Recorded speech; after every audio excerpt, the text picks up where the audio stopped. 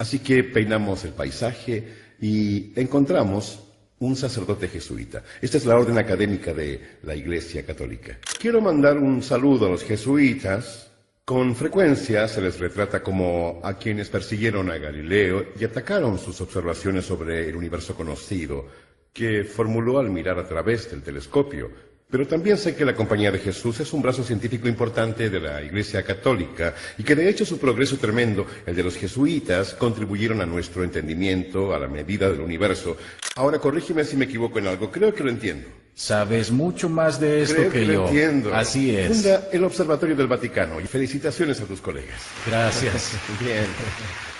¿Sabes También la- sé que a través de la mayoría de la historia de la ciencia, algunos de los científicos más grandes fueron profundamente religiosos. Entonces, ¿qué significa eso? En el mundo, en la política, en todo esto. ¿Estás de acuerdo con eso? Por ¿No? supuesto.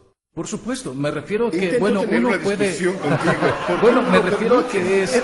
No, es evidente, me refiero a que la que religión uno es ve mala. todo tipo de fanatismo religioso y cosas así, y de fundamentalismo, y de personas que parecen muy arraigadas en sus costumbres, pero todos estos científicos que describiste son personas que vieron la creación de Dios y desearon explorarla y entenderla, lo cual es un buen impulso, así que nada de esto, creo, debería considerarse un conflicto.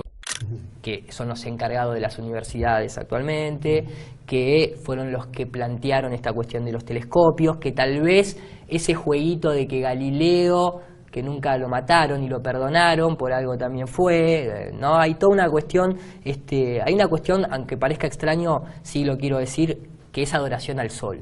O sea, todas las religiones en su mayoría hacen culto al sol, hacen culto a Ra, hacen cultura, digamos, ¿no? Desde los egipcios, la gente que duda de esto, simplemente que se paren a 9 de julio, había un obelisco ahí puesto a una sociedad que no nos pertenece, esa cultura a nosotros. Sin embargo, en Washington también, en París también, en España también, en todos lados hay un obelisco, y el obelisco es el falo de Osiris y es la cultura egipcia, y ellos adoraban al sol. ¿Por qué adoran al sol? Porque para vos poder hacer un traslado de coordenadas y decir, relativísticamente hablando, nosotros le damos la vuelta al sol o el sol nos da la vuelta a nosotros, y que todo el sistema más o menos cuadre, tenés que reemplazar al sol por la Tierra y dejar al sol en el centro, porque en realidad vivimos en un mundo geocéntrico. Nadie jamás en su experiencia personal pudo determinar estar girando, jamás vio la curva en el horizonte. No importa si viajó en avión, se subió a una montaña o fue a nivel del mar, como nos quieren decir, que es una ridiculez hoy en día ya pensar que a nivel del mar vas a ver una curva. Para Dios, la adoración al sol fue apostasía. Israel cayó en la adoración del sol por contacto con las naciones de Egipto, Canaán y Siria en varias ocasiones. Y era la mayor abominación y el rechazo que Dios podía mostrar a su nación, porque a quienes estaban invocando realmente su pueblo no era Dios, sino Satanás. Sabemos que la pirámide, por su forma, simboliza la escarela que lleva al faraón hacia Ra, el dios Sol. Y sabemos que Ra, el dios Sol, es Lucifer. Los jesuitas, ni aun a los propios católicos, respetan si estos no obedecen sus órdenes. No deje de leer ese extraordinario libro que es Vatican Assassins, que describe la historia de los jesuitas y cómo se han infiltrado en las naciones de todo el mundo para tomar el control del planeta. Es por esto que nos tiene que quedar en la mente clara la idea que los jesuitas, a través del general superior, son los que están controlando el Vaticano, y que a través del Vaticano los jesuitas son los que controlan la ONU, todas las sociedades secretas, la UNESCO, las religiones mundiales, en su práctica totalidad, la Unión Europea, la Banca Mundial, los partidos políticos y las agencias de inteligencia. Este es el actual general superior. Este es el que los propios jesuitas comenzaron a llamar el Papa Negro. cuando Adolfo Nicolás fue elegido recientemente como el máximo dirigente de la Orden de los Jesuitas, él dijo que su misión general, su misión principal, era una misión de diálogo interreligioso. Y sabemos que cuando se habla de diálogo interreligioso se está hablando de ecumenismo. Y Roma y los jesuitas quieren integrar a todas las religiones bajo su adoración, que es la adoración y la idolatría del sol. Los babilonios, los persas, egipcios, griegos, romanos, todos tenían su dios sol.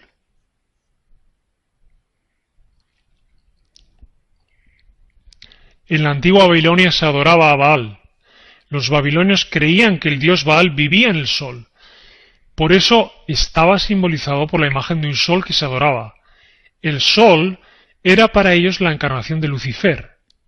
Quienes adoraban a Baal a través de la imagen del sol, lo hacían en oposición a Dios. Fue de esa cultura pagana de Babilonia de las que otras culturas posteriores copiaron la adoración al sol. Mitra, el dios sol de Persia, tenía 12 discípulos. Horus, el dios sol de Egipto, tenía 12 discípulos. El antiguo dios inca Kukulcán era representado como un sol. Todas las tribus de indios americanos adoraban al sol. Los incas de Perú también adoraban al sol, lo mismo que los sintoístas, los hindús. Y el sol, según el zodiaco, tiene 12 signos que se complementan entre sí. Así que sabemos que desde la antigua Babilonia se estaba adorando el sol, como vemos en esta imagen del Museo Británico. Ahí tenemos a Baal, que es Mitra. Por cierto, sepamos que el nombre Lucifer significa el que lleva la luz. No es casualidad que esa imagen de la Estatua de la Libertad sea una representación de eso, de Lucifer que lleva la luz. Fueron los masones quienes regalaron esa estatua a la sociedad americana. Ahí tenemos una representación del sol alado de la cultura siria. Y tenemos el dios Sol Ra, considerado el primer rey de Egipto. Los jesuitas, con su conocimiento, lideraron la astrología, las ciencias ocultas, bajo el alero del Vaticano, obviamente. De hecho, Jane Dixon, ella la vamos a colocar acá, Jane Dixon, que es una afamada astróloga en Estados Unidos, ¿cierto? Probablemente una de las más importantes que ha habido también en el mundo. Ella fue instruida precisamente por jesuitas en este arte, porque se podría decir que la orden jesuita, a través de todo lo que aprendió Ignacio de Loyola y obviamente a través de sus ejercicios espirituales, ¿cierto?, se convirtió probablemente en una persona que sabía muchísimo. Y desde allí obviamente comenzó a acumular un poder detrás de ese conocimiento, ¿cierto?, que lo convirtió finalmente en una especie de mago, ¿cierto? Obviamente los jesuitas, detrás de todos esos conocimientos, se convirtieron en los líderes de la astrología mundial, ¿cierto?, y obviamente de las ciencias ocultas. La astrología, bueno, también el tema astronómico es algo relevante. De hecho, muchos de los grandes centros de observación espacial mundiales están, de hecho, bajo el alero de los jesuitas, es decir, ellos son los que los lideran, ¿cierto?, y son en parte también los dueños de esos centros de observación. Aquí un dato bien curioso. Uno siempre tiende a pensar de que China y Rusia son libres, o el propio Japón, ¿cierto?, digamos, culturas milenarias, muchos de ellos, pero lamentablemente aquí estamos hablando de un control, ¿cierto?, que viene desde hace mucho tiempo, un control centenario, ¿cierto?, un control de infiltración, ¿cierto?, que en el fondo va de alguna manera controlando el todo, va controlando el punto, y Rusia es un punto central, un punto fundamental en donde no podemos desconocer de que siempre ha estado bajo control jesuita. ya lo mismo Japón. Lo mismo, y no desde la Segunda Guerra Mundial, también había un control jesuita ahí fuerte, toda América Latina. Imagínense todo lo que ha significado el tema de universidades, colegios, ¿cierto? El tema de la educación, las reformas educacionales en toda América, no solamente en Europa, y obviamente en manos de los jesuitas.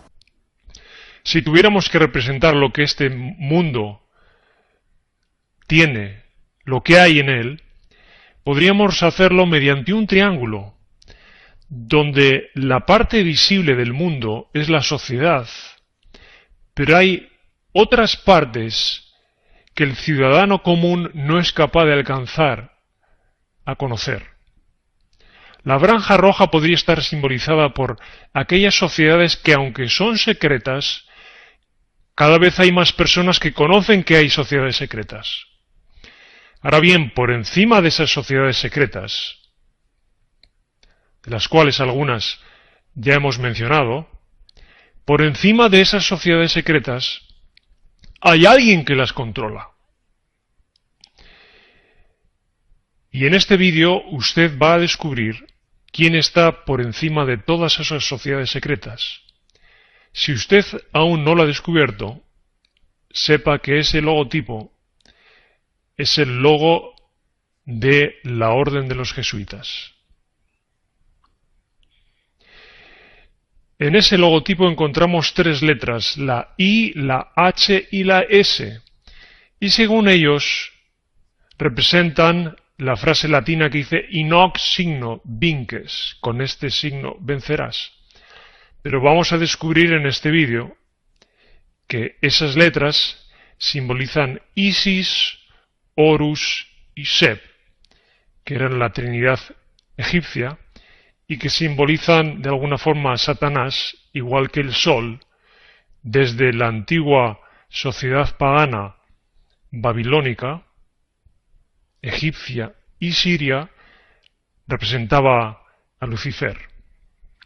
Por eso este símbolo de los jesuitas lo encontramos en muchas iglesias católicas. Pero bueno, volvemos a los Illuminati. Usted me dice que están escondidos o están solapados de cierta manera. Cada día menos, cada día menos. Pero ¿cómo los podemos identificar? ¿Y cómo es que, si su plan final es el orden mundial y apoderarse del poder, cómo podemos ver que están tomando pasos para llegar allí? Bueno, ellos son demasiado astutos como para que puedan en un momento determinado ser detectados de una manera muy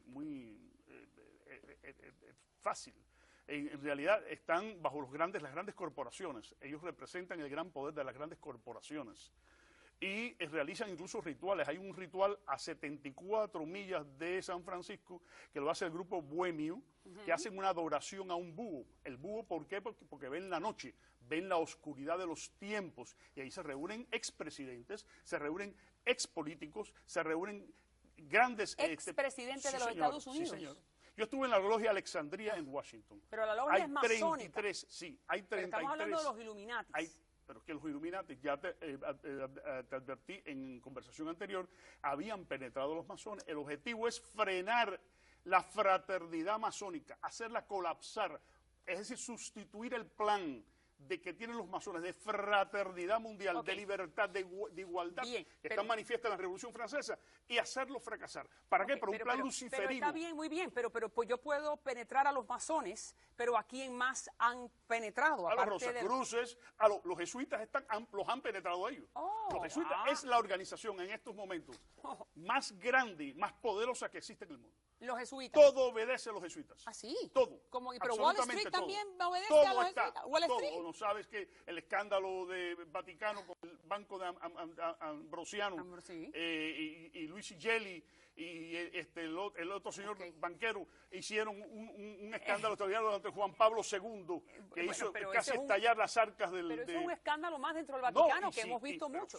Pero si usted me está diciendo... tiene un banco, muy bien, tiene una banca que apuesta. Pero bueno, vamos a ver. Si usted me está diciendo, usted me perdona, porque usted sabe que yo no soy muy ducha en estos temas. Usted me está diciendo entonces que los jesuitas han infiltrado todo. Desde el ejército norteamericano, desde Wall Street, la Casa Blanca, el Congreso Federal, Alemania, Japón, China. No tiene que ser jesuita. No. Usted tiene que comportarse como tal. Y eso se va infiltrando poco a poco en direcciones subliminales.